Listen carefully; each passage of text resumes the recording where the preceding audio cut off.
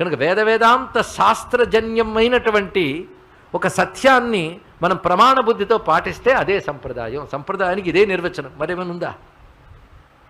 మరి దాన్ని కాదన్నాక అది జ్ఞానం ఎలా అవుతుంది? అదే శంకర భగవత్పాదుల వారు లోకశంకరులు ఎందుకు అయ్యారు అంటే సంప్రదాయ ప్రతిష్టాపకులు. మరొకటి, ఇంతవరకు సమగ్రంగా దర్శించడం ఒకటి, విభేదాలను తొలగించడం ఒకటి, మూడవది సంప్రదాయ పరిపాలన. సంప్రదాయం ఎప్పుడైనా సంప్రదాయం అనేది ఆయన విడిచిపెట్టలేదు.